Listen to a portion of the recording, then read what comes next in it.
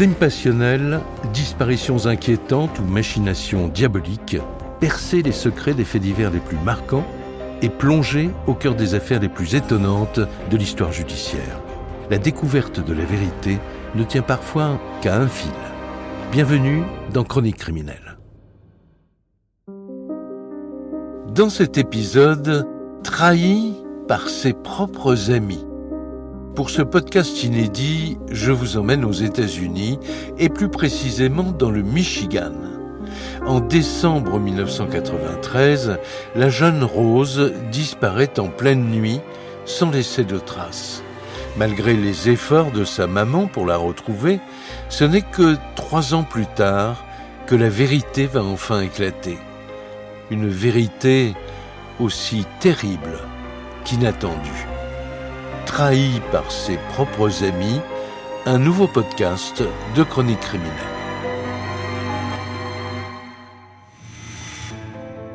Tout commence à Lansing, la capitale de l'État du Michigan.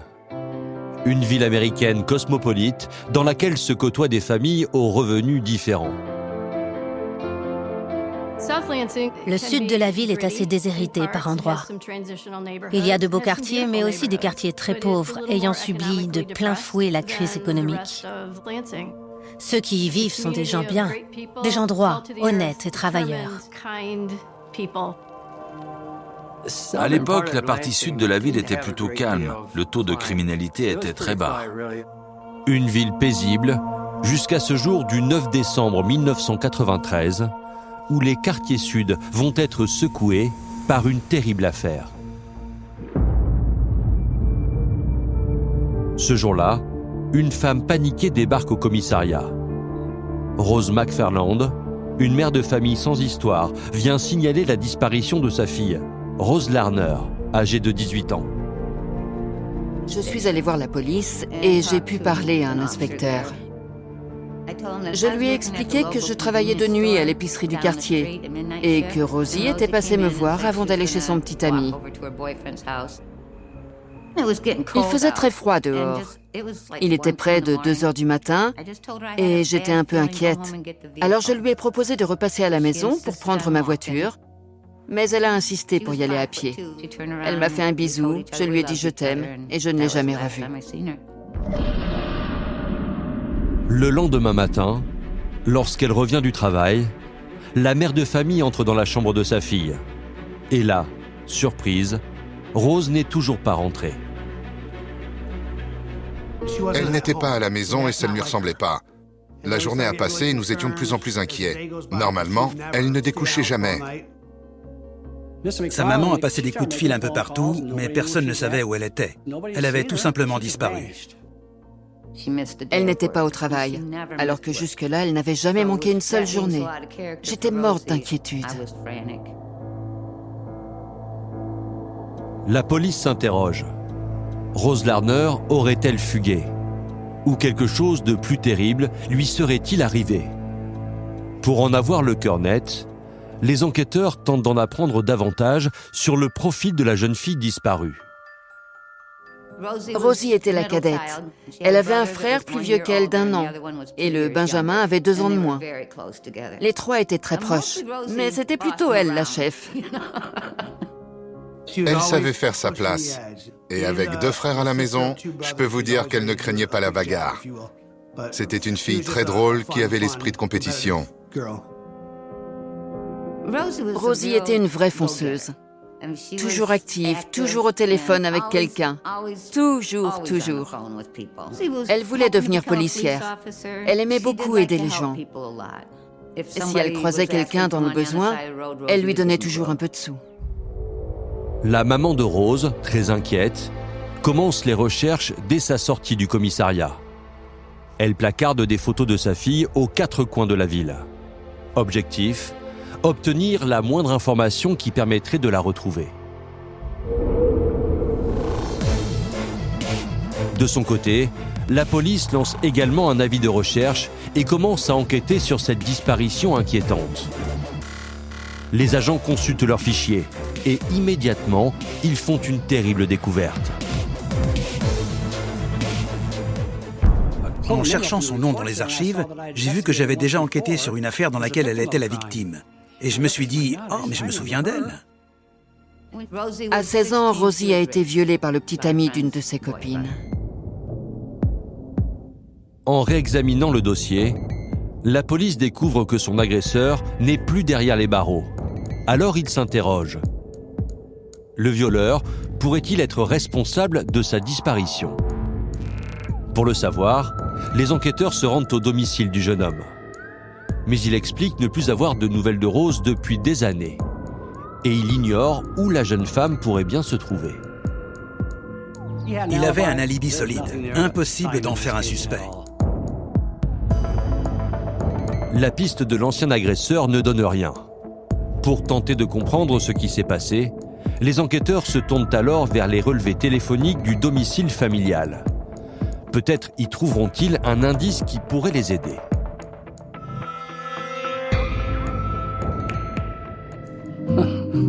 En voyant la facture, j'ai d'abord cru à une blague.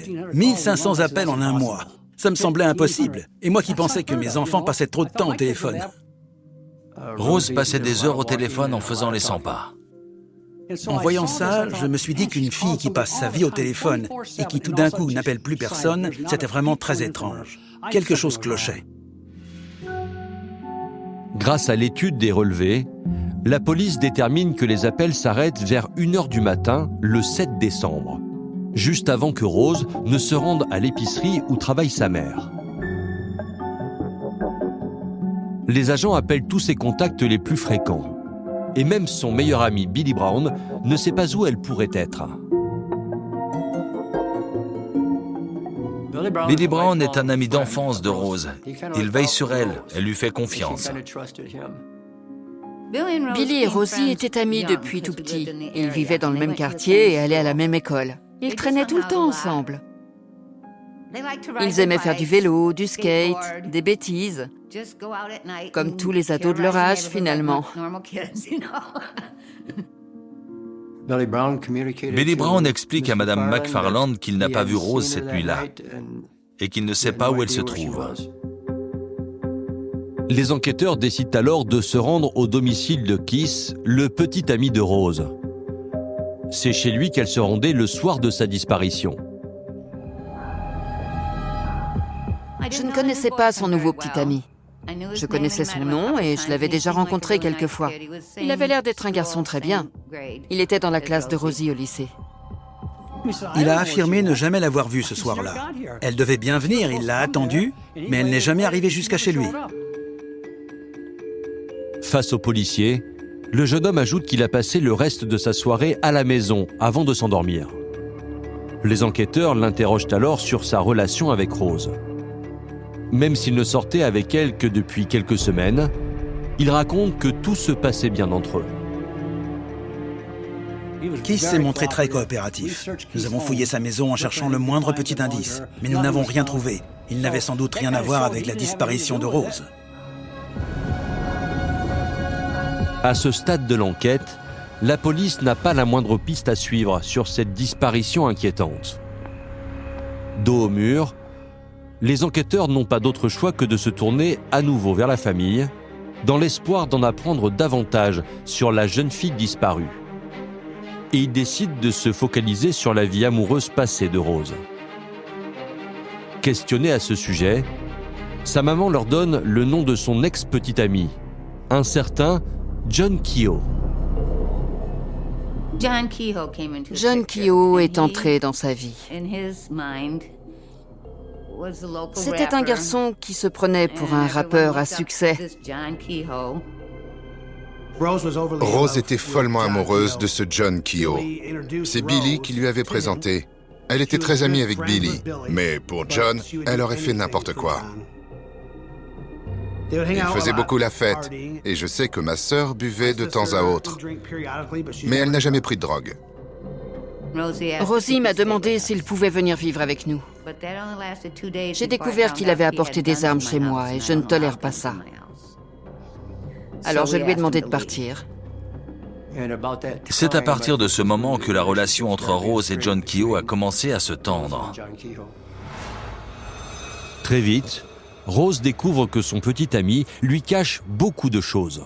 Il sortait avec ma sœur, mais aussi avec une autre fille en même temps. Quand elle a découvert ça, elle l'a très mal pris. Se sentant trahie, la jeune fille veut des explications. Rose avait une sacrée personnalité. Il était difficile de lui dire non. Elle a persisté. Ils ont notamment eu une dispute terrible en public lors d'une fête. À la fin de cette soirée, Rose prend le volant de sa voiture, puis elle fonce dans celle de John. Quand elle s'énervait, mieux valait ne pas rester dans le coin. Mais je ne pense pas que John Keogh était du genre à laisser quelqu'un abîmer sa voiture sans rien faire. Il était très en colère. Pour ce John Keogh, nous avions donc un motif. John Keogh aurait-il voulu se venger du comportement de Rose? Pourrait-il être à l'origine de sa disparition? Pour le savoir, les enquêteurs décident de l'interroger. L'ex-petite amie raconte sa relation avec Rose et la façon dont ils se sont rencontrés via leur ami commun, Billy Brown. Billy et ses potes passaient pas mal de temps avec John. En fait, c'est Billy qui a introduit Rose dans le groupe, si on veut. Billy Brown, John Keogh et Rose passaient leur temps ensemble. Et la relation entre Rose et John a progressivement changé de nature. Mais lorsque Rose et John se séparent, Billy reste ami avec lui. Quand les enquêteurs lui parlent de l'incident de la voiture, il minimise les faits. Je lui ai demandé s'il était en colère et il m'a répondu « Bien sûr, mais c'est fréquent dans un couple de s'engueuler, non ?» Je n'ai pas aimé le ton avec lequel il a dit ça. Il y avait quelque chose de malsain dans sa réponse. Interrogé sur la disparition, l'ex-petite amie nie être lié à cette affaire ou à une quelconque vengeance. Il était très clair dans ses réponses. Il m'a dit « Je ne sais pas où elle est allée. Je ne sais pas ce qui lui est arrivé, j'en sais rien. Mais même s'il s'était montré très coopératif, il était hors de question de le rayer de la liste des suspects. » Alors les enquêteurs l'interrogent sur son emploi du temps la nuit de la disparition. Que faisait-il? Et avec qui était-il?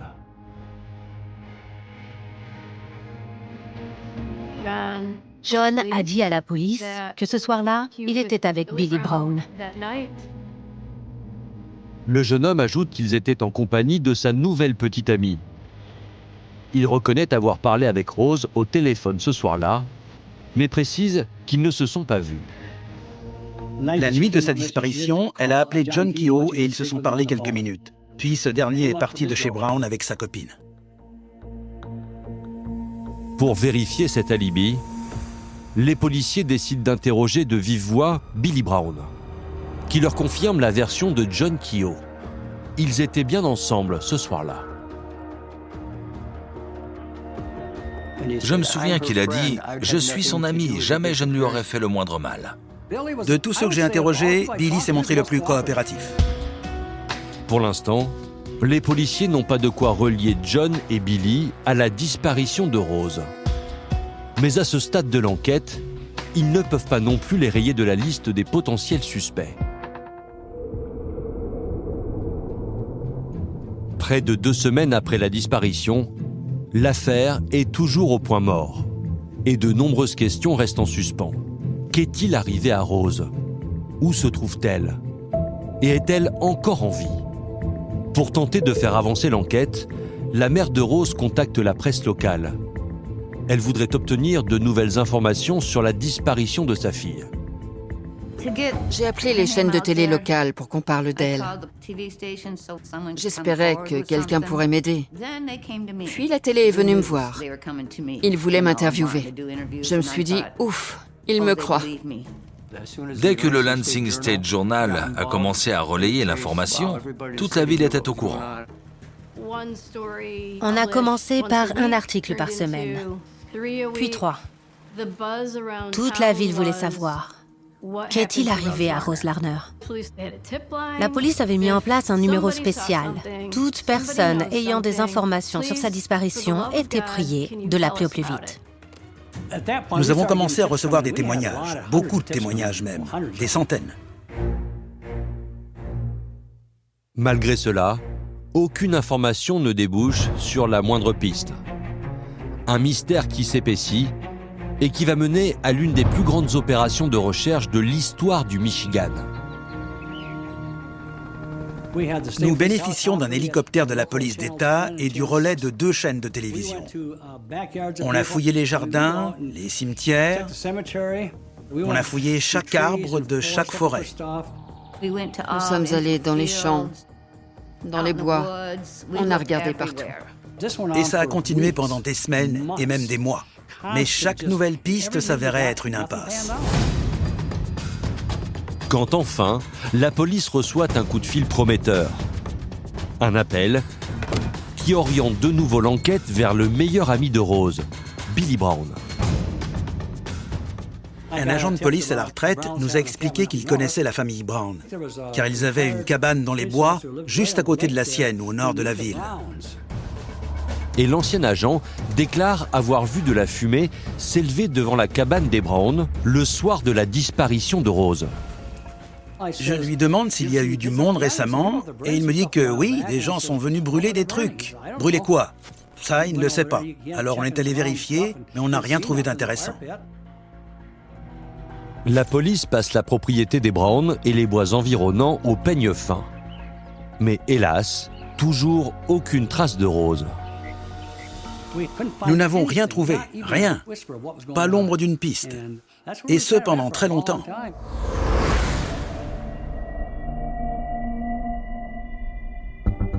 Plus de 2 ans se sont écoulés depuis la disparition de Rose Larner et toujours aucune piste. L'affaire est proche de rejoindre l'étagère des cold cases. Mais les enquêteurs ne lâchent rien et décident de reprendre tout à zéro. Peut-être sont-ils passés à côté d'un indice ou d'une piste à explorer. Un détail leur a peut-être échappé. Pour le savoir, ils veulent réentendre John Keogh, l'ex-petit ami de la jeune femme disparue. Il était dealer, il prenait de la drogue, il portait une arme. Il avait des relations dans la pègre à Chicago, à Fort Wayne. J'ai même appris qu'il était allé en Floride pour tenter d'obtenir 1 kilo de cocaïne. Un profil de délinquant qui les inquiète. Mais 2 ans après sa dernière audition, John Keogh ne vit plus dans le Michigan et la police ignore où il se trouve. En attendant de le localiser, les enquêteurs décident de réentendre Billy Brown, le meilleur ami de la jeune fille. Lors de ce nouvel interrogatoire et au détour de la conversation, Billy raconte une anecdote qu'il n'avait jamais évoquée jusqu'ici. Il explique aux enquêteurs que quelques jours seulement après la disparition de Rose, lui, John Keogh et un 3e homme seraient partis en week-end en Floride. Immédiatement, la police veut en apprendre davantage sur l'identité de ce 3e individu. J'ai appris que ce monsieur était en prison pour un vol à main armée qu'il avait commis à Orlando. Je savais donc qu'il serait disponible pour répondre à quelques questions.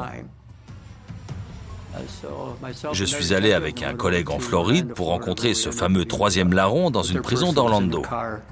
Nous avons discuté environ 40 minutes et son petit speech était bien rodé. Une histoire sans vague, rien d'intéressant à se mettre sous la dent. En consultant les fichiers de la police, les enquêteurs se rendent compte que cet homme est aussi un dealer. Ils décident de lui tendre un piège et tentent un coup de poker. Je l'ai regardé dans les yeux et j'ai dit « On a un problème ». J'ai compris dans son regard qu'il était à point. J'ai continué en bluffant. Je vous ai posé plusieurs questions dont je connaissais la réponse et vous avez menti. Je vous ai aussi posé des questions auxquelles je n'ai pas la réponse et j'ai donc toutes les raisons de croire que là aussi, vous m'avez menti. Sauf que je me moque complètement de votre petit trafic de drogue. Moi, j'enquête sur un meurtre et si vous me cachez des choses, je vais finir par croire que vous êtes complice. Par peur de se retrouver lié à une affaire de meurtre, l'ami de John Keogh décide de coopérer. Et là, ce gros dur a fondu en larmes sur sa chaise. Il a posé les mains et la tête sur la table. Il tremblait. J'étais sûr qu'il allait parler. Il m'a raconté toute l'histoire en sanglots. C'était très émouvant. Il avait récupéré Keogh et Brown à la gare routière et ils avaient pris une chambre d'hôtel à Orlando. Ils avaient fait la fête toute la nuit, cocaïne, alcool, drogue en tout genre. Et à un moment, Keogh avait lâché une bombe. Juste avant de venir, j'ai étranglé une fille dans le Michigan. Il avait entendu que le crime avait été commis dans une maison dans le Michigan. C'était une info importante. En tant qu'inspecteur, j'ai mené des centaines d'interrogatoires. On développe un certain instinct.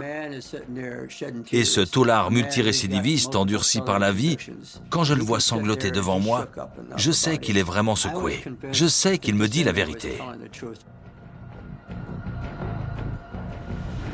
Même si cet homme dit vrai et que John Keogh est bien coupable, la police n'a toujours pas la moindre preuve tangible que Rose a bien été assassinée, car son corps n'a pas été retrouvé. De plus, ils ignorent toujours où se trouve l'ex-petite amie. Mais une information providentielle leur parvient, et elle va faciliter leurs recherches. À peu près au même moment, la brigade des stupes de Lansing nous a informé qu'un dealer était actuellement en attente de jugement dans une prison du nord de l'État. Cet homme, c'était un ancien associé de John Keogh. Nous sommes donc allés lui parler et il nous a donné tout ce qu'on voulait. L'homme leur raconte la même histoire que le dealer d'Orlando. Il affirme que John Keogh s'est vanté auprès de lui d'avoir étranglé une jeune femme dans le Michigan. Il nous a précisé que le meurtre avait eu lieu chez les grands-parents de Keogh, entre Marshall et Albion, à une soixantaine de kilomètres au sud de Lansing. À ce moment, ses grands-parents étaient en vacances en Arizona. À la suite de ce dernier témoignage, les inspecteurs se rendent chez les grands-parents de Keogh pour perquisitionner le domicile. Et sans tarder, ils font une découverte macabre. On a retrouvé des ossements dans le réservoir de la pompe à eau. S'ils parviennent à confirmer qu'il s'agit bien des restes de Rose, les enquêteurs tiendraient là leur première preuve matérielle. Mais à cette époque, en 1995, la technologie ne permet pas d'extraire l'ADN de ces ossements trop abîmés. Alors, ils entament une fouille minutieuse de la maison à l'aide de luminol, un composé chimique révélant toute trace de sang, même infime. Si du sang avait coulé dans cette maison, nous allions le savoir, car le luminol brille dans le noir au contact du fer. Et il y en avait partout, c'était choquant. Sur les murs, sur le sol de la salle de bain, partout.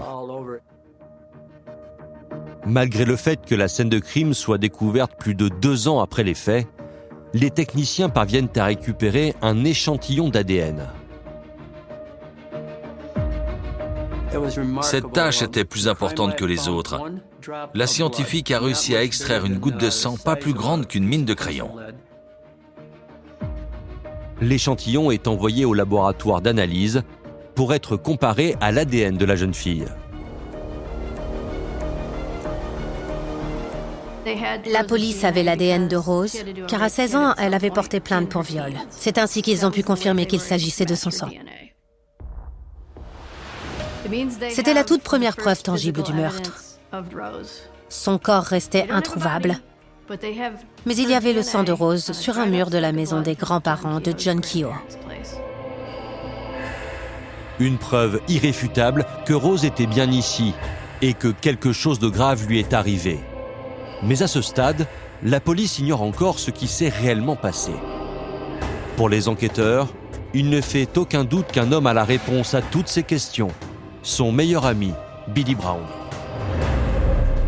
Confronté à ces découvertes, l'homme craque rapidement. Ce n'était plus le Billy que j'avais interrogé quelques mois auparavant. Il était beaucoup plus humble, il n'en menait pas large, et il nous a enfin raconté toute l'histoire en détail. C'était un récit particulièrement choquant. Cette nuit-là, Billy confirme que Rose a bien quitté l'épicerie où travaillait sa mère pour se rendre chez Keith, son petit ami. Mais en chemin, elle s'arrête chez Billy et demande à voir John Keogh. Billy l'appelle. John leur propose alors de passer les chercher à 3 heures du matin pour se rendre dans un endroit tranquille. Ils sont partis tous les trois chez les grands-parents de John Keogh, vers Albion. C'est environ à 60 km de la ville où vit Rose. Les deux garçons s'y rendent avec un plan bien précis en tête. Ils veulent boire, faire la fête, prendre de la drogue et avoir des rapports sexuels avec Rose. Ils partent donc à travers la campagne en pleine nuit. À cet instant, il est entre 3h30 et 4h du matin. À mi-chemin, ils font un arrêt dans un supermarché de Jackson ouvert 24 heures sur 24. John Keogh va faire quelques courses et demande à ses amis de l'attendre dans la voiture.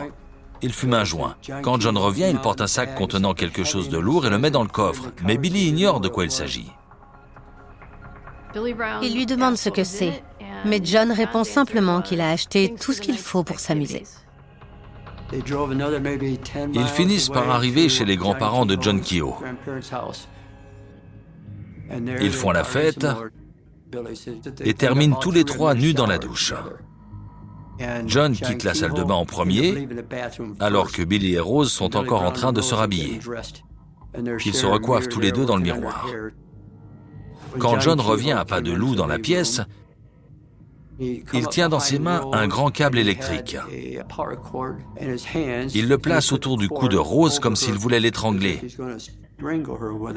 Mais il n'appuie pas vraiment et le câble reste sur son menton. Tout le monde rigole. Apparemment, c'était juste une blague. En rigolant, elle lui dit « Mais qu'est-ce que tu fais ?» Elle pense que c'est une plaisanterie.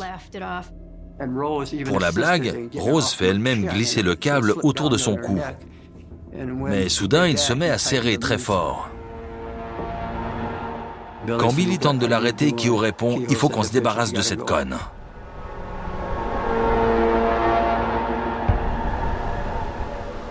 Quelques minutes plus tard, elle est morte. Effrayé, Billy quitte la salle de bain en courant. Il est en état de choc. Il ne comprend pas ce qui vient de se passer. Depuis le salon, il entend des bruits de hache. Il comprendra plus tard qu'il s'agit de l'objet lourd qu'a acheté John Keogh au supermarché sur la route. Au bout d'un moment, ce dernier revient couvert de sang. Dans une main, il tient un grand couteau, dans l'autre, la jambe de Rose. Keogh lui dit « Viens m'aider à nettoyer, c'est la maison de mes grands-parents et il y a du sang partout. » Billy ne sait pas quoi faire, il craint que John ne le tue lui aussi. Billy comprend qu'il est trop impliqué et que sa meilleure chance de survie est d'aider John à faire disparaître le corps. Il y a du sang partout. Et les deux jeunes hommes s'équipent de torchons et d'eau de javel pour nettoyer la salle de bain. Ils font du très bon travail, car ils savent qu'il ne faut pas laisser la moindre trace. Ils allument un feu dans la cheminée du salon et tentent de brûler le corps, partie par partie. Au bout de plusieurs heures, ils comprennent qu'ils n'arriveront pas à leur fin. Ils mettent donc les restes de Rose dans un sac, jettent le sac dans le coffre et se rendent à la cabane de la famille Brown dans le nord de Lansing.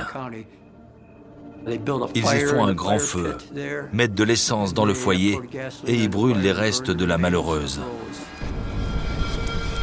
Pour se débarrasser de toutes les preuves, John et Billy se rendent ensuite chez Tim Keogh, le frère de John. Ce dernier vit à 200 km de là. Sur la route, ils jettent les cendres par la fenêtre. Une fois sur place, ils expliquent à Tim ce qu'ils ont fait. Ce dernier accepte de faire disparaître la hache et de l'essence qu'ils ont amenée. Voici donc la version finale de cette histoire. Celle qui désigne sans ambiguïté John Keogh comme le tueur. Suite à ces terribles aveux, Billy est inculpé pour complicité de meurtre. Tim Keogh est également arrêté pour complicité de meurtre et destruction de preuves. Et un mandat d'arrêt au nom de John Keogh est émis dans tout le pays. La traque a commencé à l'échelle nationale. John Keogh pouvait être n'importe où, au Mexique, en Utah, au Nebraska. Après une chasse à l'homme de 4 mois, l'ex-petite amie de Rose est repérée dans un bar populaire de Nuevo Laredo, au Mexique, juste de l'autre côté de la frontière texane. Avec l'aide de la police mexicaine, des Rangers du Texas et de la police de San Antonio, nous avons pu arrêter John Keogh et l'extrader vers le Michigan. L'inspecteur Brooks m'a appelé, il m'a demandé de m'asseoir et j'ai dit « Vous l'avez eu ». J'ai répondu « Oui, on l'a eu ». C'était un coup de fil inoubliable. John Keogh est inculpé pour meurtre avec préméditation, comme le suggère l'achat d'une hache, d'un couteau, de câbles électriques et de liquide inflammable le soir du drame. En avril 1997, 4 ans après la mort de Rose Larner, il est reconnu coupable. Pendant un mois, j'ai assisté à chaque jour du procès. J'ai ressenti un tel soulagement quand j'ai entendu le mot « coupable ». John Keogh écope de la peine maximale en vigueur dans l'État du Michigan, la prison à vie, sans possibilité de libération conditionnelle. Pour la mère de Rose, ce verdict est un vrai soulagement. Je pense à elle tous les jours. J'aimerais qu'on se souvienne d'elle comme quelqu'un qui donnait beaucoup et qui faisait confiance aux autres. C'est ce qu'elle était, une fille sincère et entière. Pour une maman, c'est important de savoir que sa fille a été aimée et qu'elle manque à beaucoup de gens.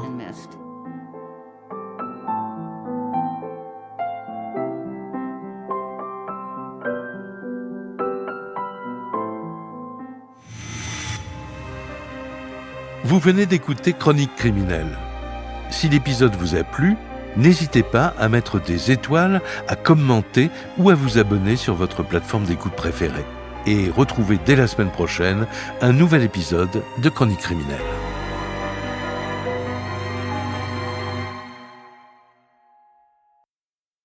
L'histoire de la justice humaine est souvent parsemée de récits qui dépassent l'entendement, des récits où la réalité semble s'inspirer des pages les plus sombres de la littérature.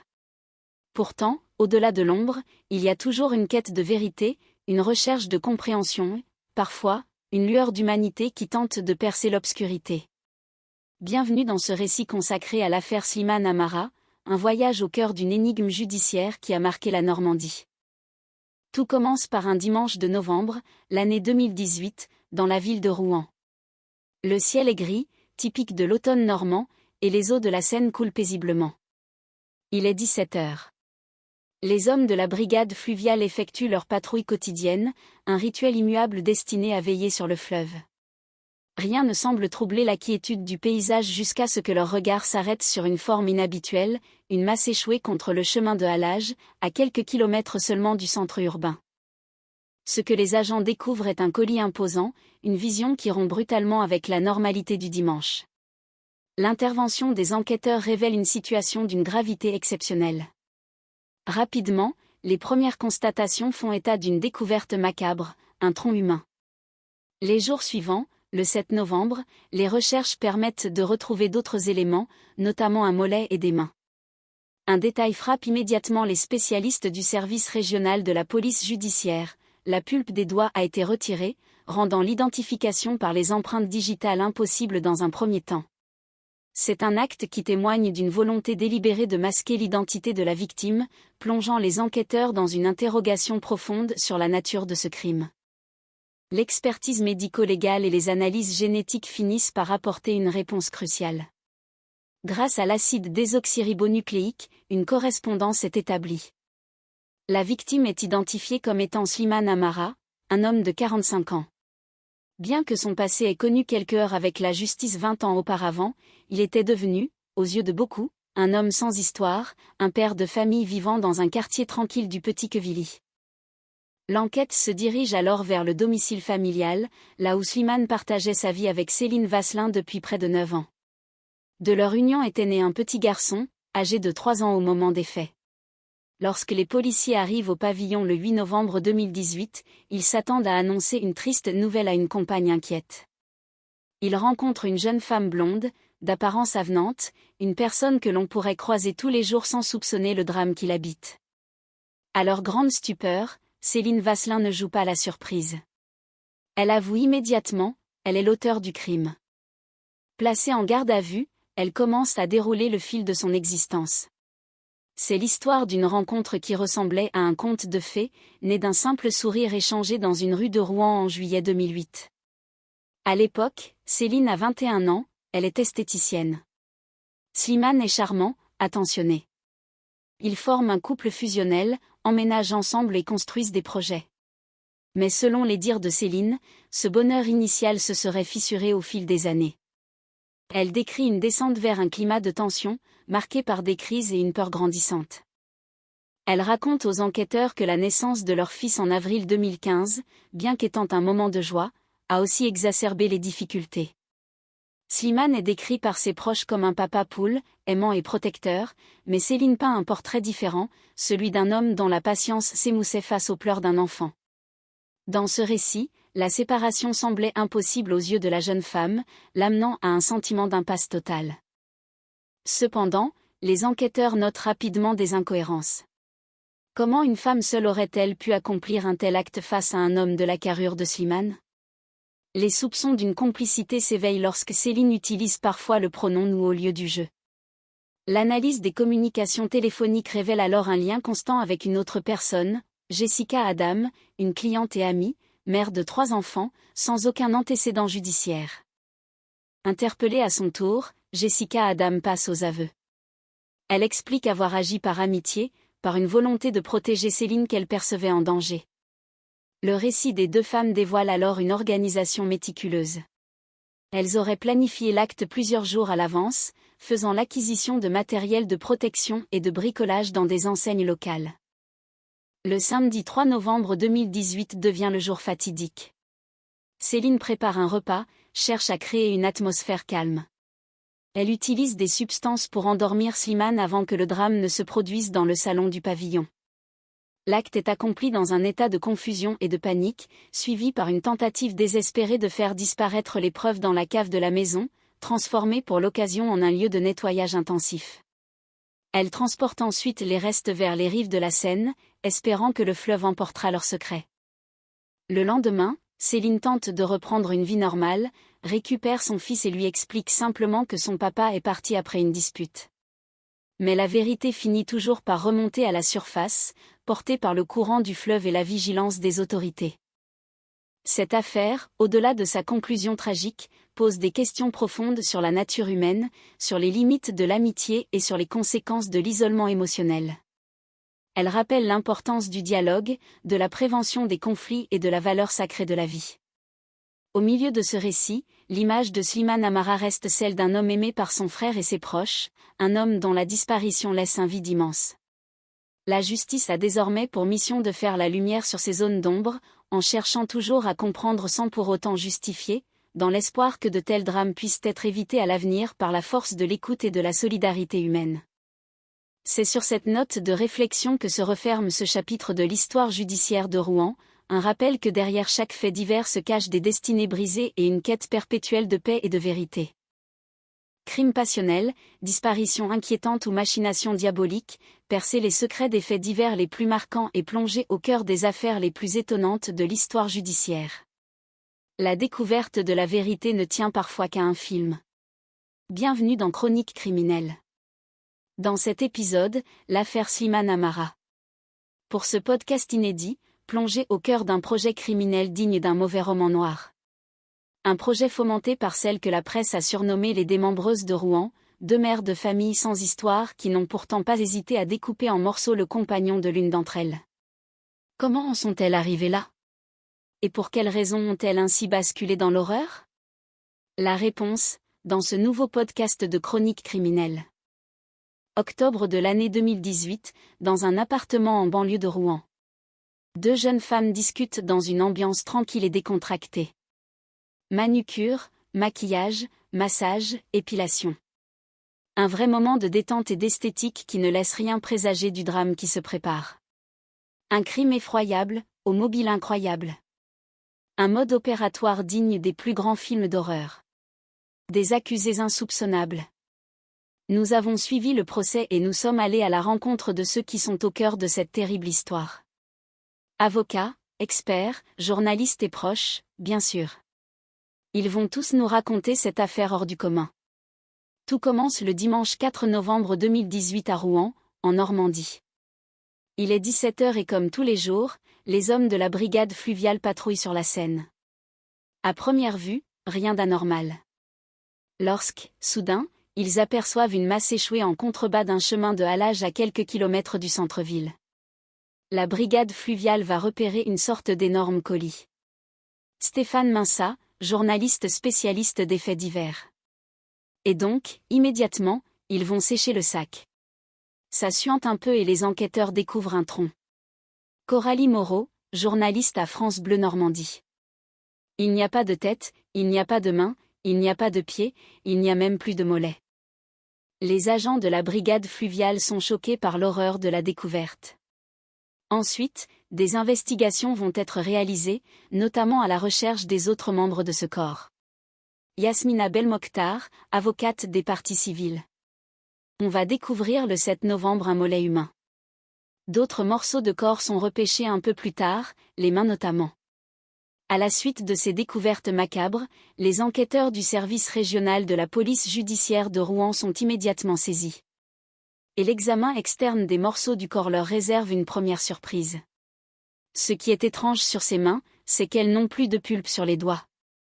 Effectivement, il manque les empreintes. La pulpe des doigts a été enlevée, arrachée. Véronique Arnoux, journaliste à France 3 Normandie. Comme si on souhaitait ne pas pouvoir reconnaître l'individu. Là, c'est un détail très particulier pour les enquêteurs, parce qu'on se demande si c'est un crime crapuleux, quelqu'un qu'on a voulu faire disparaître, un règlement de compte. En tout cas, on est dans une forme de criminalité extrême.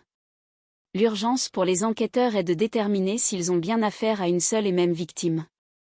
Et c'est l'expertise médico-légale qui va leur apporter la réponse. Finalement, lors de l'autopsie de ces différents morceaux, en faisant des analyses ADN, en prélevant notamment du sang, on obtient la confirmation que le tronc, le mollet, les mains et les pieds appartiennent tous au même cadavre. Qui peut bien être la victime de la scène ? Les policiers entrent son ADN dans le fichier des empreintes génétiques. Et ils ont tout de suite une correspondance. Les enquêteurs vont se rendre compte que ça matche dans le fichier, puisque, en fait, cet homme a été condamné. Effectivement, 20 ans auparavant, on trouve la trace de coups et blessures portées à un policier et d'un outrage. C'est un homme de 45 ans, Slimane Amara, et qui a pu faire parler de lui depuis bien longtemps. Les enquêteurs connaissent maintenant l'identité de leur victime. Ils doivent désormais prévenir sa famille. À commencer par Ali, le grand frère de Slimane Amara. Lorsqu'il apprend la nouvelle, c'est le choc. J'entends sonner, je réponds, c'est l'APJ.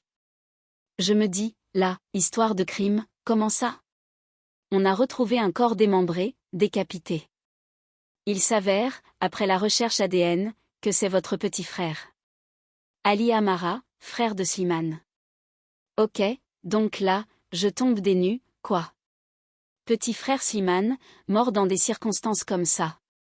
Ce qu'on voit à la télé, en général, c'est des règlements de compte.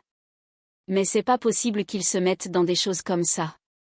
Le petit frère, il est pas bête, il s'effleure avec ces gens-là. Donc je comprends pas. Tout me passe par la tête. Alors oui, Slimane Amara avait déjà eu affaire à la justice. Mais c'était il y a des années. Et depuis, c'était un homme sans histoire. Lorsque les policiers compilent leurs fichiers afin d'en savoir un peu plus sur la victime, ils découvrent une vie on ne peut plus banale. Slimane, on sait qu'il est né à Rouen, qu'il a grandi dans la métropole. Il a une ancienne compagne, il a une grande fille. Agathe Frémy-Barré, avocate des parties civiles. Il a une famille qu'il ne voit plus beaucoup. Il vit avec une jeune femme, elle aussi originaire de la métropole rouennaise. Ils vivent ensemble dans une résidence pavillonnaire du Petit Quevilly, plutôt tranquille. Ça fait plus de 8 ou 9 ans qu'ils sont ensemble. Ils ont un petit garçon ensemble, qui, au moment de la découverte du corps, est âgé de 3 ans. Cette compagne, c'est Céline Vasselin. Slimane et Céline vivent ensemble depuis des années. Une vie de famille apparemment sans accroc. C'est la raison pour laquelle les enquêteurs sont intrigués par un premier détail. Il n'est pas du tout porté disparu, cet homme. C'est-à-dire que c'est un homme qui vit en couple avec une jeune femme, qui est père de famille et dont la disparition n'a pas été signalée. Le premier réflexe, c'est d'aller demander à celle avec qui il partage sa vie d'aller lui poser quelques questions. Pourquoi la jeune mère de famille ne s'est-elle pas inquiétée de l'absence de son compagnon? C'est avec cette question en tête que les policiers prennent la direction du pavillon du couple. Le 8 novembre 2018, 4 jours après la découverte du tronc dans la Seine, les hommes de la PJ de Rouen se garent devant la maison de Slimane Amara et Céline Vasselin. Ils découvrent une jeune femme qui se présente bien, qui est plutôt avenante. C'est Madame Tout-le-Monde. Sandra Gosselin, avocate de la défense. C'est votre voisine, l'amie du coin. C'est un petit bout de femme, une petite blonde. Quand les enquêteurs arrivent, elle est chez elle et elle dit aux enquêteurs, « Oui, je l'ai tué. J'ai tué mon compagnon Slimane Amara. » Les policiers sont abasourdis. Alors qu'ils venaient poser quelques questions de routine au sujet de la disparition de son compagnon, la jeune mère de famille leur avoue l'impensable. C'est elle qui a tué Slimane Amara, le père de son fils. Après cette révélation fracassante, Céline Vasselin est immédiatement placée en garde à vue et conduite dans les locaux de la police judiciaire de Rouen. Au commissariat, les enquêteurs sont troublés par le profil de leur suspecte. C'est une jeune mère de famille à la vie rangée. Que s'est-il passé pour qu'elle en arrive à une telle extrémité? Ils sont bien loin d'imaginer ce qu'elle s'apprête à leur révéler. Elle va commencer par livrer des détails sur leur vie de couple, sur leur vie conjugale. Elle va mettre en avant une vie de couple compliquée avec des crises, de la violence, de la peur de sa part. Céline va se confier aux enquêteurs en disant que Slimane était un homme violent ce soir-là. Il avait bu parce qu'il buvait beaucoup. Il m'a menacé. Et dans la dispute, j'ai été obligée de me défendre. Je suis allée dans la cuisine, j'ai pris un couteau et je l'ai tué en lui tranchant la gorge. Ensuite, elle explique qu'elle l'a effectivement démembré seule dans la cave de la maison et qu'elle a été jeter les morceaux du corps dans la selle. Les policiers sont sonnés littéralement par les déclarations de la jeune femme. Comment une dispute qui tourne mal peut-elle finir par un démembrement?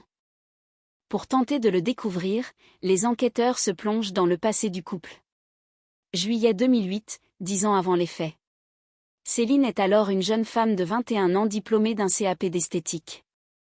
Alors qu'elle sort de l'institut dans lequel elle travaille, elle fait une rencontre qui va bouleverser sa vie. Elle est célibataire et dans Rouen. Coralie Moreau, journaliste à France Bleu Normandie. Elle traverse la rue et une voiture la laisse passer. Dans la voiture, c'est Slimane. Il était joyeux, toujours le sourire, la joie de vie. Tout le monde me dit, tous les filles, le sourire, le sourire. Slimane va lui faire un sourire, va l'accoster, lui donner son numéro de téléphone. On sent qu'elle est tombée amoureuse de lui. Véronique Arnoux, journaliste à France 3 Normandie. Il était beau gosse, bien habillé, vraiment charmant. Elle le dit, j'ai rencontré le prince charmant. Il est beau, il a 35 ans, c'est un homme. Quand elle raconte cette rencontre, on a l'impression qu'elle a rencontré l'homme de sa vie. C'est comme ça qu'elle décrit les choses. Le coup de foudre est réciproque, car Slimane est lui aussi tombé sous le charme de cette timide jeune femme blonde rencontrée par hasard. Ils sont au courant qu'il a rencontré quelqu'un. Il est intéressé, elle a l'air gentille. Je sens qu'il va chercher à la voir. Il l'invite au resto, il lui offre des fleurs, il l'emmène en week-end. Elle vit absolument un conte de fées. Il est très amoureux, elle est très amoureuse. Leur couple devient fusionnel. C'est vraiment l'amour parfait. Les deux tourtereaux emménagent ensemble. La jeune femme monte son entreprise de soins de beauté à domicile et Slimane travaille dans la mécanique.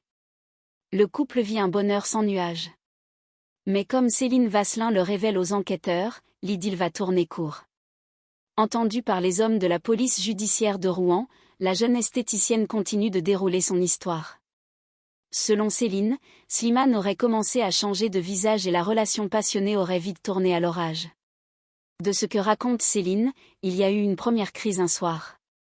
Ils ont un apéritif avec un ami. Les deux hommes boivent trop, le copain a trop bu. Céline Vasselin propose de leur accompagner.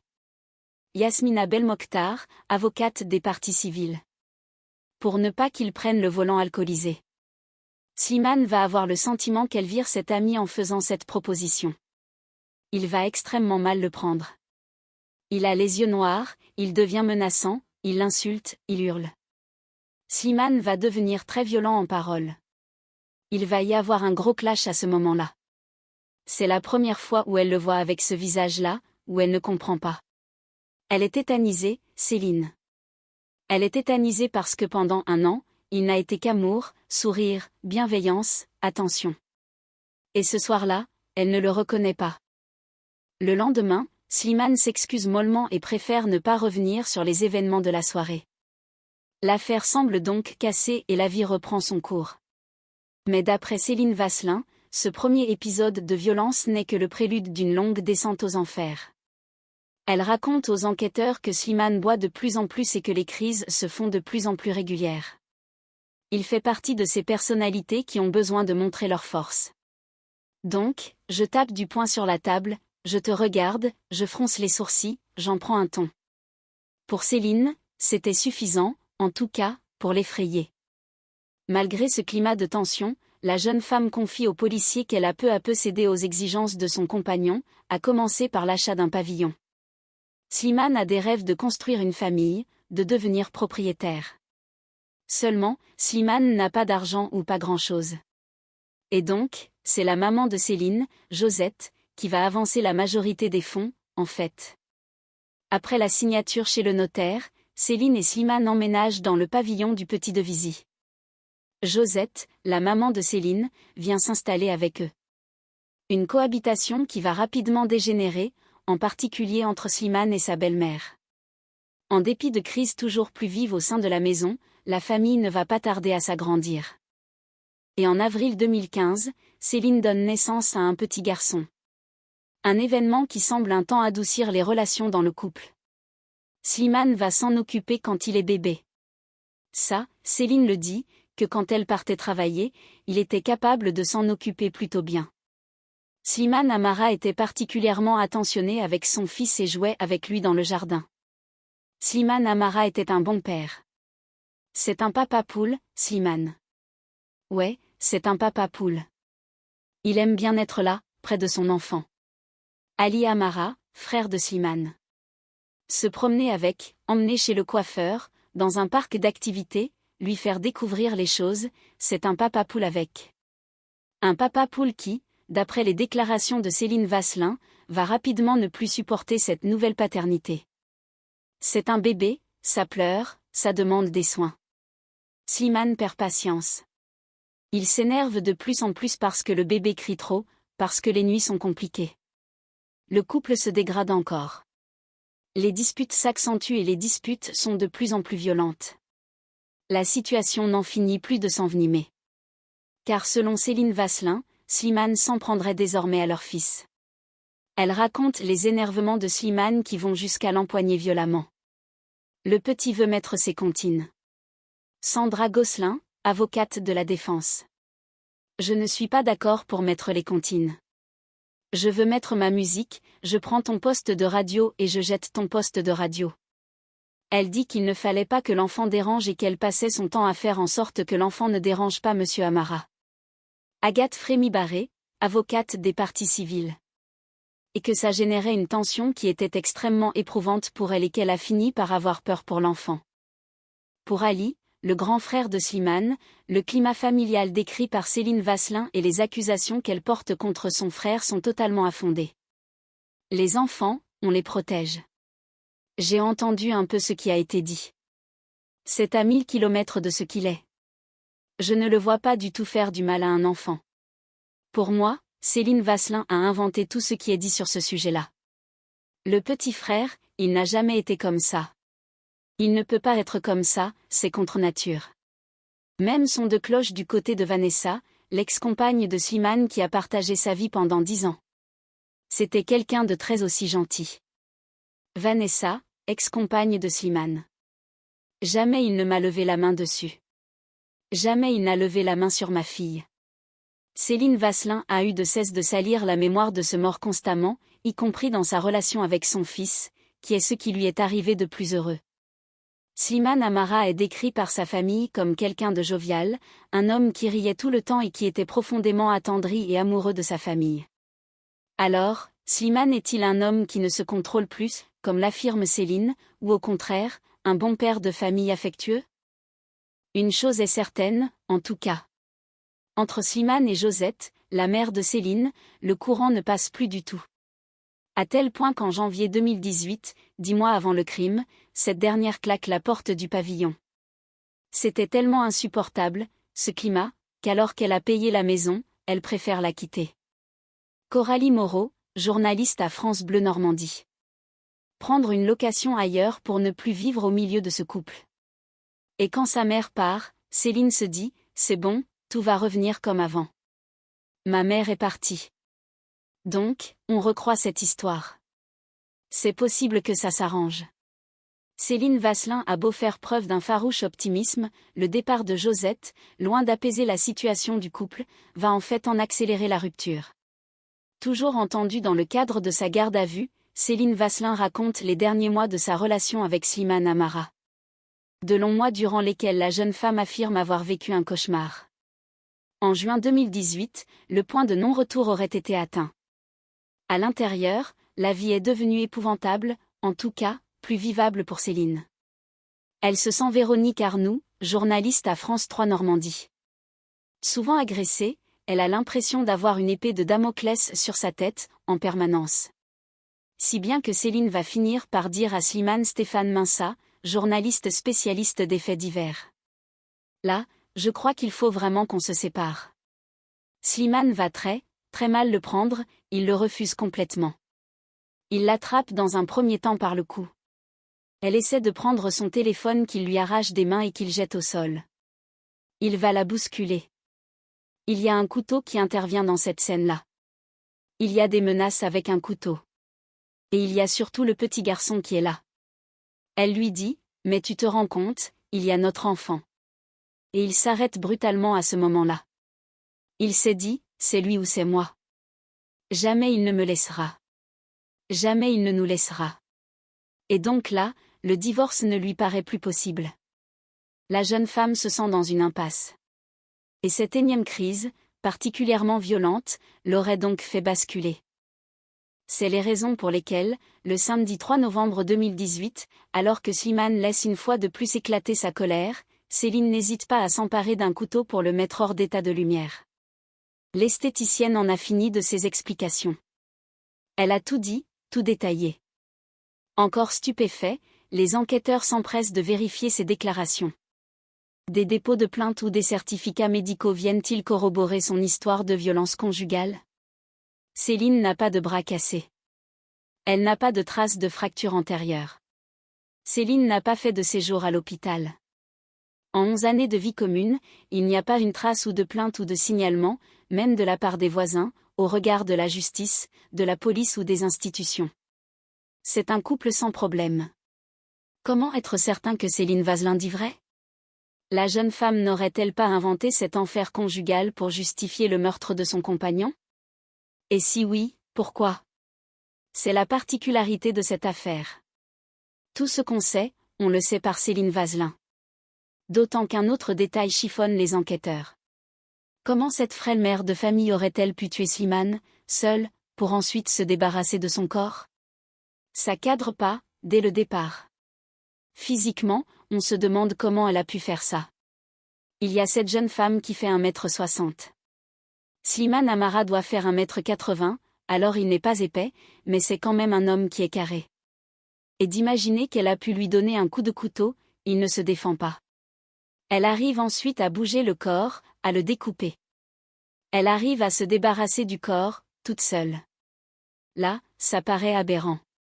C'est pas possible, toute seule. Mon frère, c'était un guerrier. Ali Amara, frère de Slimane. Il a des gros os, il a des grandes mains, il est costaud, il fait du spa, il fait de la muscu, il mange bien, il est en bonne santé. C'est pas possible. Et ça n'est pas tout. D'autres détails dans les déclarations de Céline Vasselin interrogent les hommes de la PJ. À certains moments, elle ne va pas dire je, mais on. Donc ça va mettre la puce à l'oreille des enquêteurs qui vont chaque fois lui dire qui est ce on. Donc ça, plus la corpulence physique de ma cliente font qu'il savait qu'il y avait une autre personne, à tout le moins une autre personne qui avait pu être présente. Pour les policiers, Céline Vasselin aurait donc eu un complice. Mais leur intuition est-elle la bonne? Si la mort de Slimane Amara n'est pas le fruit d'une dispute qui aurait mal tourné, alors que s'est-il vraiment passé? Ont-ils affaire à un plan qui a été minutieusement pensé et préparé par plusieurs personnes? Qui a bien pu venir en aide à la mère de famille? Pour le savoir, les enquêteurs interrogent une à une celle avec qui l'esthéticienne passait ses journées et à qui elle faisait de nombreuses confidences, ses clientes. Parmi elles, il y en a une qui les intrigue tout particulièrement. Elle s'appelle Isabelle. Isabelle, elle se connaît depuis longtemps avec Céline, mais surtout qu'elles sont très proches. Céline se confie énormément à elle. Elles passent beaucoup de temps ensemble. Cette amie semble être une oreille très attentive aux malheurs de Céline, à tel point que les deux femmes ont mis en place un protocole d'urgence. C'est là où elle met en place le fameux code LOL. S'il t'arrive quelque chose, tu m'envoies juste le SMS avec LOL et je comprendrai. En clair, si quelque chose de grave se produit, Céline envoie un SMS à Isabelle, un message bref, 3 lettres, LOL. L'implication de cette amie pose question. Aurait-elle pu participer à cette entreprise macabre? Quand il convoque Isabelle au commissariat pour l'interroger, la réponse est évidente. Cette femme est malade et elle est très diminuée physiquement. Impossible donc qu'elle ait pu aider Céline à se débarrasser de Slimane. Il faut chercher ailleurs. C'est alors que les enquêteurs reçoivent l'étude de la téléphonie du portable de Céline Vasselin. Un numéro y revient très fréquemment. Il appartient à une autre cliente régulière de l'esthéticienne. Les enquêteurs, cette cliente en particulier, ils l'ont repéré parce que son numéro, c'est celui que compose peut-être le plus Céline. Et ce numéro, il a été appelé plusieurs fois le samedi 3 novembre, qui est le jour de l'assassinat de Slimane. Le relevé téléphonique l'indique qu'entre 13h et 19h, les deux femmes sont en constante conversation. Et cette femme, c'est Jessica Adam. Jessica Adam, une mère de famille de 35 ans qui, comme Céline Vasselin, n'a pas franchement le profil d'une tueuse. Maman de 3 enfants, cette ancienne employée de mairie est devenue caissière de supermarché et elle habite à quelques kilomètres seulement du petit Kévisi. Alors, a-t-elle quelque chose à voir avec la mort de Slimane Amara? Les policiers sont impatients d'entendre les explications de la jeune femme. Et vous allez le voir, ils ne vont pas être déçus. Le 9 novembre 2018, 24 heures tout juste après Céline Vasselin, Jessica Adam est interpellée et placée en garde à vue dans les locaux de la PJ de Rouen. Une garde à vue, c'est la première de sa vie. Vincent Beauprère, avocat de la défense. Elle n'est absolument pas délinquante. La police ne la connaît pas. Il commence à l'auditionner. Est-ce que vous avez avec Céline Vasselin tué Coralie Moreau, journaliste à France Bleu Normandie? Et puis elle dit oui. Oui, je suis la complice, oui, j'ai tué, j'ai assassiné Slimane Amara avec Céline, oui, je l'ai aidé. Les policiers n'en croient pas leurs oreilles. Après Céline Vasselin, c'est au tour de Jessica Adam de reconnaître spontanément son implication dans la mort de Slimane Amara. Et ils ne sont pas au bout de leur surprise car cette nouvelle suspecte ne va rien cacher du crime auquel elle a pris part. Un complot méthodiquement organisé qui prend naissance au cours d'une banale séance d'épilation 3 semaines avant le drame. En octobre 2018, Céline est à bout. Céline n'en peut plus. Elle se confie une dernière fois à Jessica et elle lui explique que cette fois, il est violent. Viol contre leur petit garçon de 3 ans et que ça ne peut plus durer et qu'il n'y a plus rien à faire. Et que c'est elle ou c'est Slimane. Ce qui est incroyable, c'est que Jessica va valider cette idée. Agathe Frémy-Barré, avocate et journaliste des parties civiles. Selon laquelle, il n'y a pas d'autre choix. Jessica va lui dire, je ne te laisse pas comme ça, je vais t'aider. La première chose basique, c'est qu'il faut tuer Slimane. Ça, c'est acquis. Sandra Gosselin, avocate de la défense. Maintenant, on fait quoi? On le fait comment? Il faut anéantir sa force, donc le droguer. Ensuite, le tuer. Et surtout, se débarrasser du corps. Et puis l'idée, c'est de ne pas se faire tomber. Donc, ni l'une ni l'autre sont adeptes de bouquins, de grands films liés à des enquêtes criminelles. Ce ne sont pas des mordus de polar. Elles essaient de trouver un moyen de faire disparaître le cadavre. Et là, elles ont cette idée complètement dingue. Je crois que c'est Jessica qui a l'idée. Stéphane Minsa, journaliste spécialiste des faits divers. Il faudrait peut-être qu'on achète un hachoir à viande. Comme si on pouvait faire disparaître un corps entier dans un hachoir à viande. Véronique Arnoux, journaliste à France 3 Normandie. On ne le retrouvera pas ou on ne saura jamais qui il est. Ce qui est très naïf, en fait. Cette discussion surréaliste aurait dû s'arrêter là. Mais rien n'y fait, bien au contraire. Dans un monde normal, il y en a une des deux qui s'arrête, qui va dénoncer l'autre. Là, on y va. Il faut faire disparaître Slimane. Je pense que c'est vraiment deux femmes qui sont embarquées dans la même voiture. Une voiture avec une course folle et personne ne l'arrête. Les jours qui passent ne font que renforcer la détermination des deux jeunes femmes. Fin octobre 2018, Céline Vasselin arrête une date et elle prévient sa complice. Elles tueront Slimane le samedi 3 novembre. La machine meurtrière est en route et rien ne va venir l'envahir. Le 30 octobre, 5 jours avant le crime, Céline Vasselin et Jessica Adam s'attaquent à la première étape de leur plan.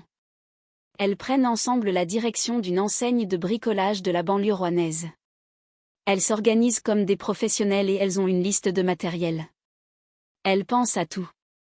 Les rubans adhésifs, les combinaisons de protection, la charlotte pour les cheveux, les protections pour les pieds.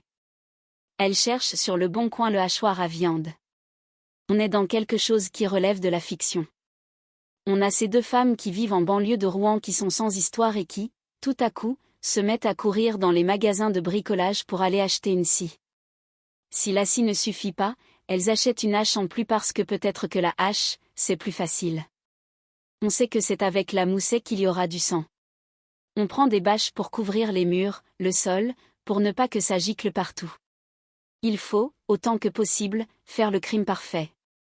Samedi 3 novembre, c'est le jour J. Les courses sont achevées. Les deux jeunes femmes peuvent passer à la phase suivante de leur sinistre entreprise. Céline va déposer son fils chez sa mère. Elle rentre chez elle. Céline va d'abord préparer un petit sandwich, un petit apéro. Elle va mettre de la musique. Yasmina Belmokhtar, avocate des parties civiles. C'est un repas de fête entre amoureux. Dans les petits toasts, elle met les anxiolytiques pour endormir Slimane. Il est 19h30 lorsque Céline Vasselin, fébrile, voit Slimane pousser la porte d'entrée du pavillon. Elle prend son courage à deux mains et elle présente à son compagnon le plateau de toast. Quelques canapés plus tard, la mère de famille observe Slimane. Il devient confus. Puis il perd connaissance et tombe de sa chaise. Jessica Adam peut entrer en scène. Elle est comme dans un film. Elle a déjà sa combinaison blanche. Elle tente un égorgement avec une feuille de boucher. Ça marche pas parce que c'est pas fait pour ça. Et à ce moment-là, Slimane se réveille et il hurle. Il hurle à la mort. Il crie le nom de Céline. Jessica raconte qu'elle panique. Pas prévu qu'un coup dans la gorge ne serait pas suffisant. Elle panique et Céline va à la cuisine. Céline va se saisir d'un couteau qu'elle va donner à Jessica. Puis elle va dire à Jessica de donner un coup de couteau. Jessica donne un coup de couteau, tranche la gorge. Et là, Slimane est définitivement morte. Elles ont réussi à le tuer. Slimane gît sans vie dans le salon du pavillon. Céline Vasselin enfile à son tour une combinaison de protection. Il est l'heure de faire disparaître le corps. Une fois que la mort est donnée, elles décident de passer au deuxième acte de leur plan, c'est-à-dire le démembrement de cet homme. On déplie la bâche, on met le corps sur la bâche, on le fait glisser dans les escaliers pour le descendre à la cave. À la cave, on protège tout. C'est presque un bloc opératoire. L'idée, c'est de le faire disparaître. Donc on commence par le plus simple, c'est un doigt de pied qu'on passe dans le hachoir. On s'en rait tout de suite. Une losse fout en l'air le hachoir et très vite, elle abandonne l'idée et il faut découper le corps. Céline s'occupe principalement du démembrement. Pour ne pas l'identifier, on enlève la tête, les pieds. Elle découpe les mains, elle enlève la pulpe des doigts pour ne pas retrouver les empreintes digitales. Céline a l'idée du mollet. Il est reconnaissable peut-être par cette broche. Donc elle dit qu'il va falloir le couper. L'opération macabre dure 4 heures. 4 longues heures durant lesquelles Céline Vasselin est comme en transe. Céline était dans une sorte d'autre réalité. Elle va lui parler d'Aurélie Moreau, journaliste à France Bleu Normandie. Tu ne pensais pas que j'allais être capable de faire une chose pareille. Elle n'est pas dans la culpabilité, pas dans la conscience de l'horreur de ce qui vient de se passer. La seule chose qui l'anime, c'est qu'elle est libérée. C'est fini. Les 2 femmes emballent les morceaux du corps, chargent la voiture de Jessica Adam et prennent la direction des rives de la Seine. Là, en différents endroits, elles se débarrassent de Slimane. Le lendemain, dimanche 4 novembre, dernière partie du plan. Céline Vasselin s'attaque au ménage du pavillon.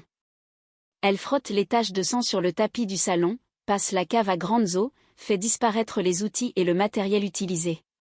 Puis en fin de journée, comme si de rien n'était, elle récupère son petit garçon. Céline dit à son fils qu'elle s'est disputée avec son papa. Sandra Gosselin, avocate de la défense. Il est parti et qu'elle ne sait pas quand il reviendra.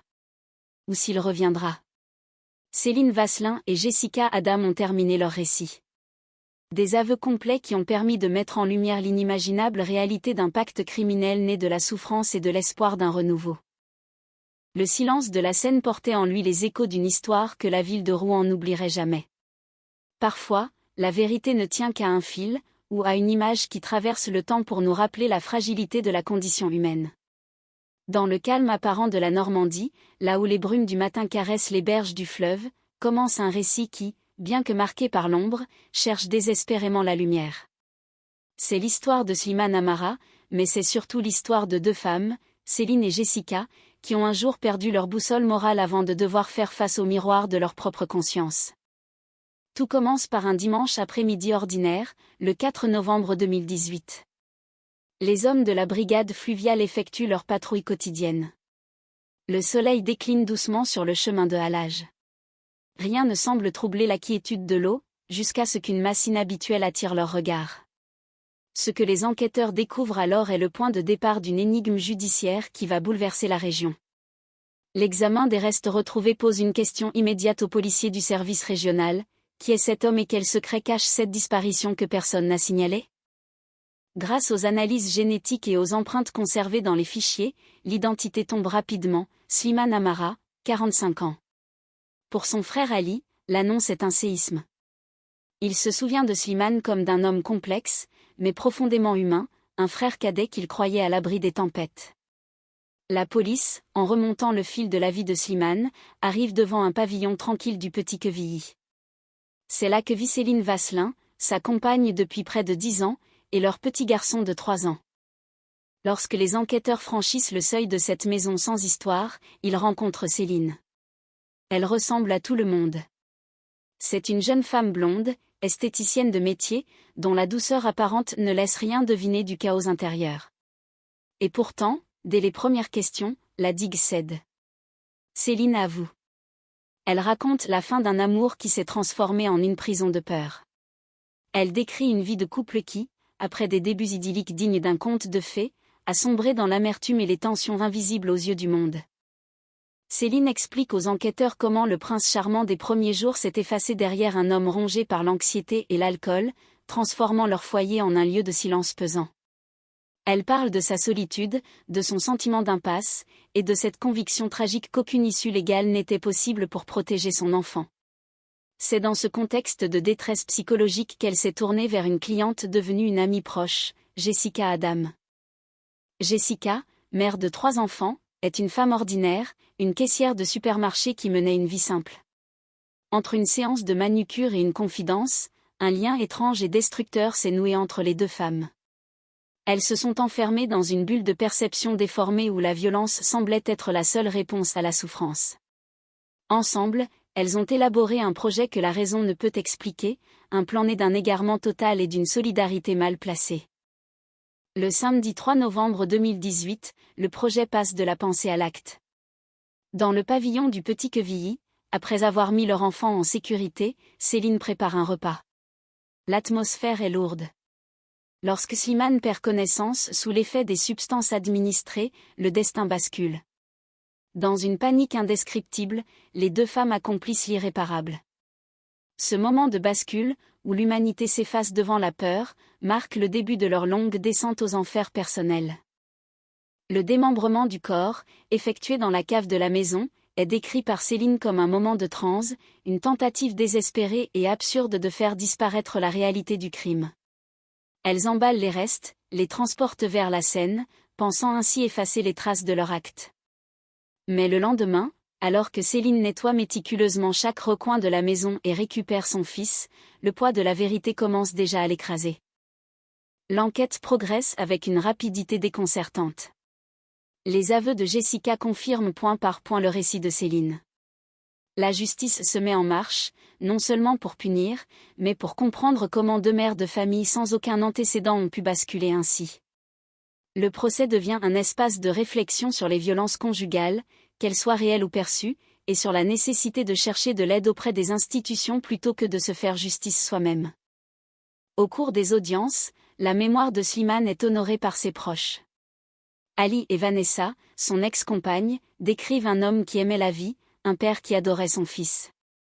Ces témoignages apportent une dimension humaine indispensable, rappelant que chaque vie est précieuse et que la violence ne résout jamais rien.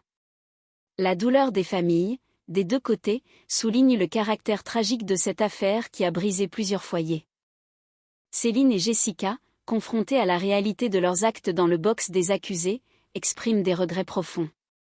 Leurs témoignages mettent en lumière l'importance de la communication et de la prévention. Elles deviennent, malgré elles, l'exemple de ce qu'il ne faut jamais faire, se laisser emporter par le désespoir au point de perdre son humanité. Le verdict tombe, sévère mais nécessaire, marquant le début d'un long chemin vers la rédemption pour ces deux femmes. L'histoire de l'affaire Slimane Amara se termine sur une note de sagesse amère. Elle nous enseigne que même dans les moments les plus sombres d'une relation, il existe toujours une main tendue, une loi pour protéger et une parole pour libérer. La justice a fait son œuvre, mais la véritable leçon réside dans la capacité de la société à transformer ces drames en messages d'espoir et d'éducation. Aujourd'hui, le pavillon du Petit Quevilly a retrouvé son calme, et les eaux de la Seine continuent de couler vers la mer. On espère que les générations futures retiendront de cette chronique judiciaire que l'amour et la compassion doivent toujours primer sur la colère, et que la vérité, même douloureuse, est le seul chemin vers la paix intérieure. La vie doit continuer, portée par les valeurs de respect et de dignité qui font de nous des êtres humains. Dans cet univers où la fragilité humaine est mise à nu, chaque mot écrit ici se veut un hommage à la vie et une invitation à la bienveillance. Que ce récit serve de guide pour que plus jamais l'ombre ne l'emporte sur la lumière du dialogue et de la compréhension mutuelle. La vérité est une quête qui ne s'arrête jamais, un chemin sinueux où la lumière finit toujours par percer les ténèbres les plus denses. Dans le silence de la justice, chaque détail compte, chaque geste murmure une histoire et chaque destin nous rappelle l'importance des valeurs humaines. Bienvenue dans ce récit, une plongée profonde au cœur d'une énigme qui a marqué la Normandie, où l'on découvre que derrière les apparences les plus tranquilles se cachent parfois des cœurs en détresse et des décisions irréparables. Tout commence par un dimanche paisible, le 4 novembre 2018, à Rouen. La Seine coule doucement, imperturbable, sous le regard des hommes de la brigade fluviale qui effectuent leur patrouille quotidienne. Il est 17h. À cette heure où le soleil décline, les reflets sur l'eau invitent à la sérénité. Pourtant, l'ordre naturel des choses est soudainement interrompu par une découverte insolite. Près d'un chemin de halage, à quelques kilomètres du centre-ville, une masse étrange est échouée. Ce qui ressemble d'abord à un colis oublié devient le point de départ d'une enquête hors du commun. Les agents de la brigade fluviale, habitués à la routine du fleuve, sont confrontés à une réalité qui dépasse l'entendement. Stéphane Minsat, journaliste spécialisé dans les récits de vie et de justice, souligne l'immédiateté de la surprise des enquêteurs. Le sac contient des éléments qui témoignent d'une volonté farouche de faire disparaître toute trace d'identité. Coralie Moreau, observant la scène avec le recul nécessaire, note l'absence des éléments les plus identifiables. C'est un puzzle humain qui commence à se dessiner, morceau par morceau, avec la découverte ultérieure d'autres membres les jours suivants. L'expertise médico-légale devient alors le pilier de la vérité. Grâce aux analyses de l'acide désoxyribonucléique, les scientifiques confirment que tous ces éléments appartiennent à un seul et même individu. Le fichier des empreintes génétiques parle enfin. Il s'agit de Slimane Amara, un homme de 45 ans. Pour sa famille, et notamment son frère Ali, l'annonce est un bouleversement total. Slimane était décrit comme un homme qui, malgré un passé lointain marqué par quelques erreurs de jeunesse, menait désormais une vie sans histoire. L'enquête nous mène alors vers un pavillon tranquille du Petit-Quevilly. C'est ici que Slimane vivait depuis 9 ans avec Céline Vasselin, une jeune femme blonde, avenante, que tout le monde décrit comme la voisine idéale. Ils ont ensemble un petit garçon de 3 ans. Ce qui frappe les enquêteurs du service régional de la police judiciaire, c'est le silence. Pourquoi la disparition de Slimane n'a-t-elle jamais été signalée ? Le 8 novembre 2018, lorsque la police se présente au domicile, Céline Vasselin ne cherche pas à fuir. Dans un élan de vérité, elle confesse immédiatement son acte. Placée en garde à vue, Céline commence à raconter son histoire, une histoire qui nous invite à réfléchir sur la complexité des relations humaines et les émotions qui peuvent submerger un être. Elle décrit une rencontre merveilleuse en juillet 2008, un véritable coup de foudre avec celui qu'elle considérait comme son prince charmant. Slimane était alors l'image de la joie de vivre et du sourire. Mais selon ses mots, le conte de fées s'est peu à peu assombri. Elle évoque une atmosphère de tension croissante, une peur qui s'installe et un sentiment d'impasse émotionnelle. Céline explique que la naissance de leur fils a été un moment de bonheur, mais aussi le début de nouvelles difficultés. Slimane est décrit par ses proches comme un papa poule, aimant et protecteur, tandis que Céline peint le portrait d'un homme dont la patience s'émoussait. Cette dualité de témoignages nous montre combien la perception humaine peut varier. Entre les souvenirs de Vanessa, l'ancienne compagne, qui n'a que des mots gentils pour lui, et le récit de Céline, la justice cherche sa voie. Le récit prend une tournure plus singulière encore lorsque l'enquête révèle l'existence d'une complicité. Jessica Adam, une autre mère de famille sans histoire, entre en scène. Par amitié, par empathie ou par un sentiment d'urgence partagé lors de séances d'esthétique à domicile, Jessica décide d'aider Céline. Les deux femmes, portées par une logique qui leur est propre, organisent ce qu'elles pensent être une libération. Elles achètent du matériel de bricolage, des protections, et préparent un plan qui semble sortir d'un scénario de fiction. Le samedi 3 novembre 2018 reste la date charnière. Dans le pavillon, après avoir déposé l'enfant chez sa grand-mère, Céline prépare un moment qui se veut calme. Elle utilise des produits pour apaiser et endormir Slimane. Lorsque celui-ci perd connaissance, l'irréparable est commis avec l'aide de Jessica. Le récit des événements qui suivent, bien que difficile, montre surtout deux femmes perdues dans une réalité parallèle, agissant avec une forme de détachement stupéfiant. Céline, lors du démembrement, semble habitée par une sensation de libération, loin de la conscience de l'horreur. Après avoir dispersé les restes dans la Seine, Céline retourne à sa vie de mère, nettoie la maison et récupère son fils, lui expliquant simplement que son papa est parti. Mais la justice, avec sa patience et sa rigueur, finit par reconstituer chaque minute de ce projet. Ce récit n'est pas seulement celui d'un crime, c'est une leçon sur l'importance de la communication, de la prévention des tensions familiales et de la valeur sacrée de la vie humaine. Il nous rappelle que même dans les moments de plus grande détresse, il existe toujours des chemins légaux humains pour trouver de l'aide, loin de la violence et du secret. L'affaire Slimane Amara reste dans les mémoires comme un témoignage poignant des fragilités de l'âme humaine, nous invitant à cultiver la bienveillance et l'écoute au sein de nos communautés pour que plus jamais de telles histoires ne viennent assombrir la paix de nos foyers. Les secrets les plus profonds de l'histoire judiciaire se cachent parfois derrière des visages ordinaires et des vies sans histoire. Dans le labyrinthe des passions humaines et des machinations surprenantes, la découverte de la vérité ne tient parfois qu'à un fil ténu. Bienvenue dans ce récit qui explore les méandres de l'âme humaine, là où l'ombre cherche la lumière. Dans cet épisode, nous abordons l'affaire concernant un homme nommé Slimane Amara. Ce récit nous plonge au cœur d'un projet mystérieux, porté par deux mères de famille que rien ne semblait destiné à une telle trajectoire. Tout commence en octobre de l'année 2018, dans un appartement paisible de la banlieue de Rouen.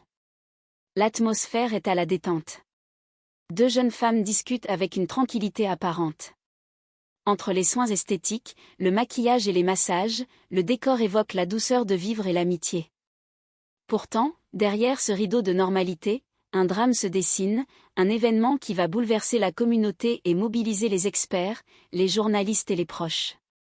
Le dimanche 4 novembre de l'année 2018, à Rouen, en Normandie, le soleil décline doucement sur la Seine. Il est 17h. Les hommes de la brigade fluviale effectuent leur patrouille quotidienne, veillant sur le fleuve majestueux. Soudain, leur regard est attiré par une forme inhabituelle échouée près d'un chemin de halage. Stéphane Minsat, un journaliste attentif aux détails de la vie sociale, raconte que les enquêteurs découvrent alors les vestiges d'une existence brisée. Coralie Moreau, sa consoeur, souligne l'effroi de la découverte, un corps incomplet, marqué par une volonté manifeste de dissimuler son identité. Les investigations s'accélèrent sous la direction du service régional de la police judiciaire. Un détail frappe les esprits, l'absence d'empreintes digitales sur les mains retrouvées. Véronique Arnoux observe que tout semble avoir été orchestré pour rendre l'identification impossible. Est-ce un règlement de compte ou un acte de désespoir ? L'expertise médico-légale apporte bientôt une réponse grâce aux analyses génétiques. Les différents éléments appartiennent à un seul et même homme. En consultant les fichiers, une correspondance apparaît immédiatement. L'homme est identifié comme étant Slimane Amara, âgé de 45 ans. Pour Ali, le frère de Slimane, la nouvelle est un choc immense. Il se souvient de son petit frère comme d'un homme qui, malgré quelques erreurs de jeunesse, menait une vie simple. Ali ne peut croire à une implication dans des affaires sombres. Slimane avait une famille, une ancienne compagne, une fille, surtout, un petit garçon de 3 ans né de son union avec Céline Vasselin. Le couple vivait dans un pavillon tranquille du Petit-Quevilly depuis près de 9 ans.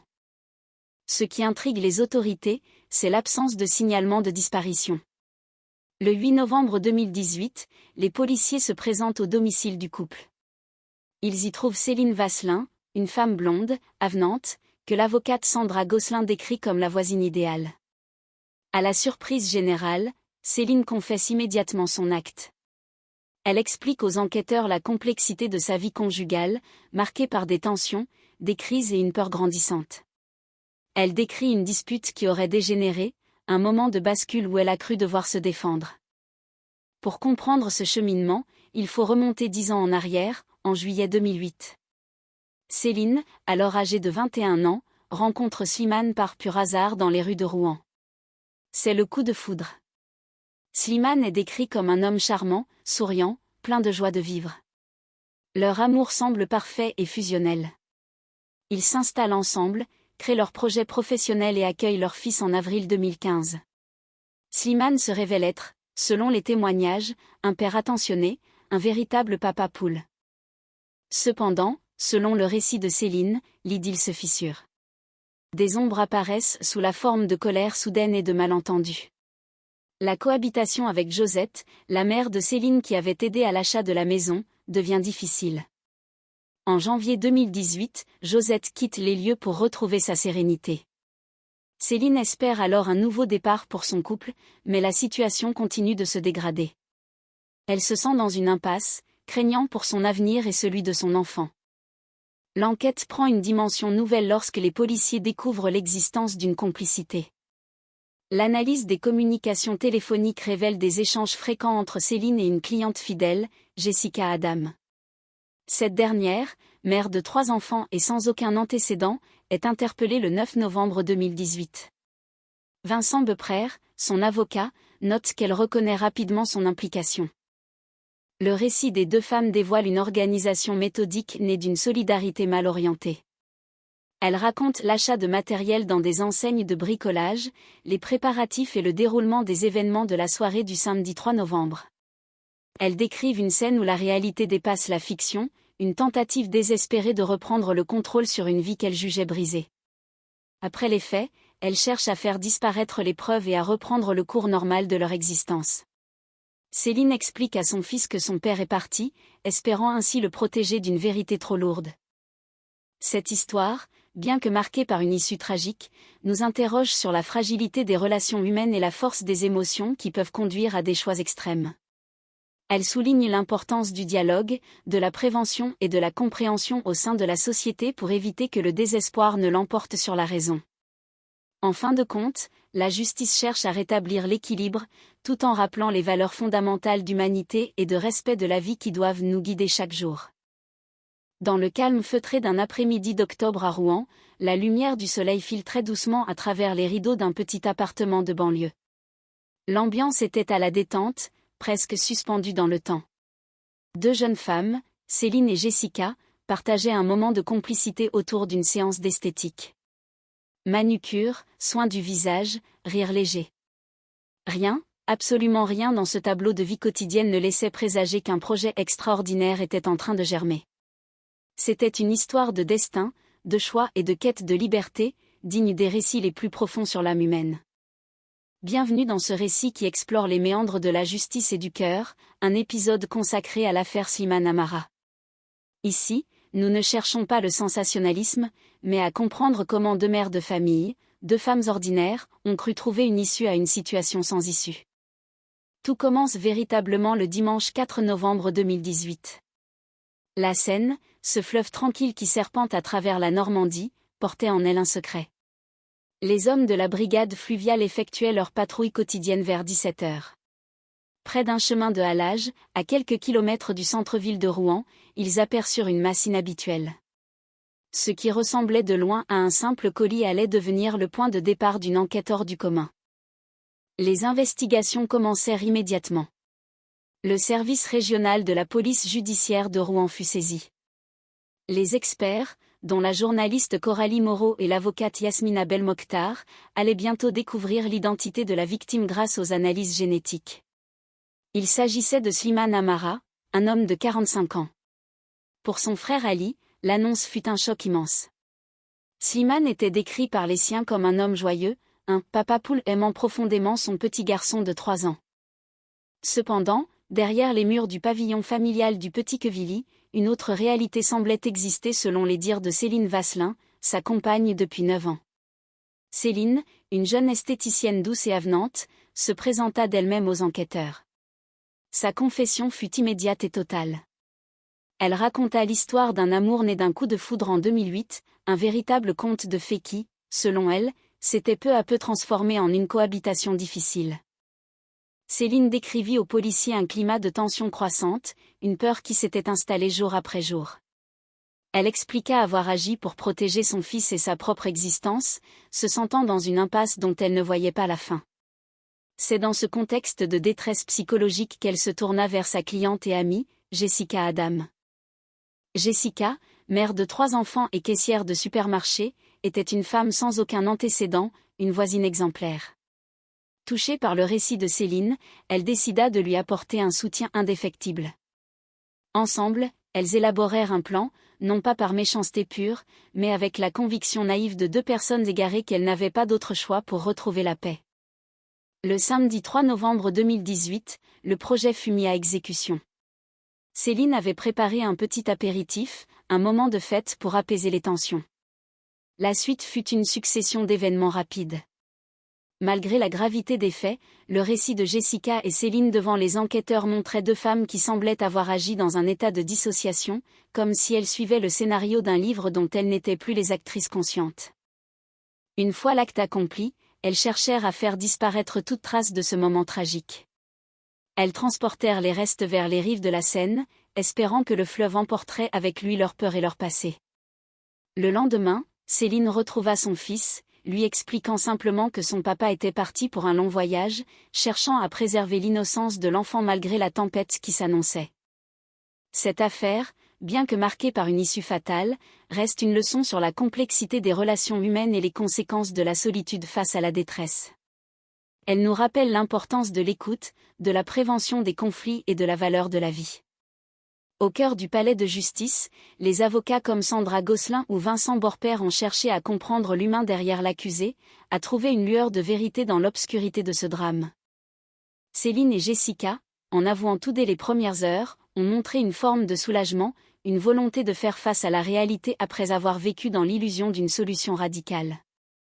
Leur histoire nous invite à réfléchir sur la solidarité, parfois mal orientée, et sur la nécessité de toujours chercher la lumière et le dialogue, même dans les moments les plus sombres. L'affaire Slimane Amara restera dans les mémoires judiciaires non pas pour son horreur, mais pour le portrait de ces deux mères de famille qui, par un après-midi d'octobre, ont cru que leur amitié pouvait les mener au-delà des lois des hommes. C'est une chronique sur la fragilité de l'existence et l'espoir d'une rédemption par la vérité.